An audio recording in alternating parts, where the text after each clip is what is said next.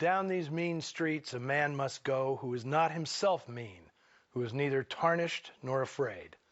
The detective in this kind of story must be such a man.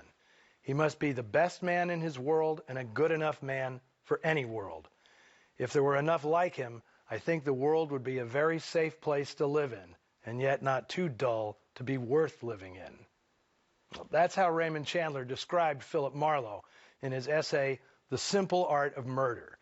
Chandler saw his protagonist as a hero, a white knight, which, frankly, puts the character outside the realm of film noir, where detectives are typically desperate and uncertain. Chandler was fond of Dick Powell's portrayal, until Humphrey Bogart played Marlowe in Howard Hawks' 1946 adaptation of The Big Sleep. Chandler's hero worship kicked in, and he declared Bogart the genuine article, a guy who could be tough without a gun. Now, in Hawks' world, heroes were infallible, and Marlowe became something of a superhero. Frankly, Powell's portrayal is closer to the mark. He's not really tough, just a decent guy trying his damnedest to help his clients navigate a corrupt world and survive the beatings he regularly suffers. Now, it took cagey sleight of hand to get Farewell, My Lovely past the production code office. Even to casual viewers, it's pretty obvious that Lindsay Marriott, played by Douglas Walton, is a homosexual, in the tradition of the Maltese Falcon's Joel Cairo. It's also clear that Dr. Jules Amthor, played by Otto Kruger, is pushing dope to LA's elite in cahoots with his cohort, Dr. Sonderborg. But there were a few things in Chandler's novel that screenwriter John Paxton couldn't get into the script. Florian's, the club where Moose first takes Marlowe in his search for Velma Valento, was in the novel an exclusively black hangout located on LA's Central Avenue, the heart of the city's African-American district. And completely removed from the plot was a thread involving a gangster named Brunette, who operated a string of gambling ships off the coast. No one in Hollywood at the time wanted to antagonize the real-life model for this character, Tony Correro, whose fleet of casinos, anchored just beyond the 3-mile legal limit, hosted many Hollywood high rollers. When Farewell, My Lovely was made again in 1975, the code was long gone, and both those elements were included. And Robert Mitchum, then a well-worn 57 years old, took on the role many thought he was born to play. Me? I'm not so sure.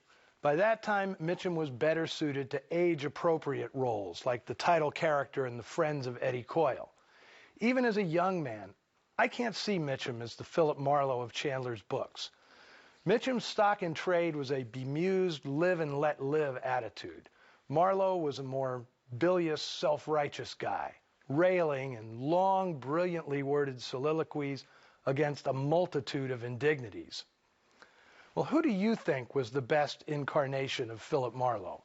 In addition to all the actors mentioned, he's been played by George Montgomery, Robert Montgomery, Philip Carey, James Garner, Elliot Gould, Powers Booth, James Caan, and Danny Glover.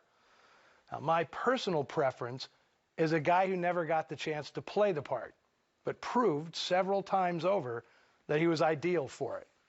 And if you want to know who he is, check out the Noir Alley Facebook page and Twitter feed, where we can all share our picks for the perfect Philip Marlowe. Now, when it comes to perfect casting, you can't beat Mike Mazurki as Moose Malloy, and not just on account of he's large. Moose Malloy. You heard of me, maybe? Maybe. Born Mikhail Mazurkiewicz in the Ukraine, he emigrated with his family to America when he was 6 years old. He got a Bachelor of Arts degree at Manhattan College and a law degree at Fordham. But he earned money for his family during the Depression by wrestling professionally, which, he claimed, earned him 10 times a lawyer's salary. Mae West spotted his on-screen potential, casting him in her 1934 film Belle of the 90s. Although Murder, My Sweet was his breakthrough, he almost didn't get the part. Edward Dmytryk wanted a real actor, and Mazurki cornered the director and RKO boss Charles Corner in the studio commissary. As you might imagine, He was very persuasive. Corner approved a screen test. Dick Powell helped Mazurki get the role because he empathized with the guy. Both men were struggling to shed the perception they were one-dimensional performers. Mazurki's portrayal gets everything out of the character. He's intimidating, vulnerable, lovelorn, surprisingly deep, and disarmingly simple. The performance earned him a long career, 97 feature films and countless TV shows. Mickey Spillane once said that Mazurki would have been the perfect actor to play his detective, Mike Hammer, if only he could act. Hey, Mickey, I've seen you play Hammer in The Girl Hunters. Mike would have been just fine. Mazurki was a co-founder of the Cauliflower Alley Club, a fraternity that provided financial support to retired boxers and wrestlers.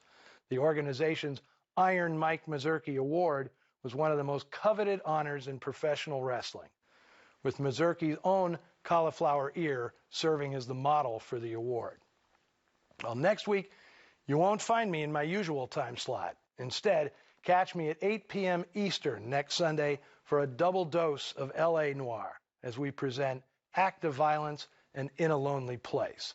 That's the Sunday night double feature, so I'm kicking Ben out for a few hours. Until then, see you in the shadows.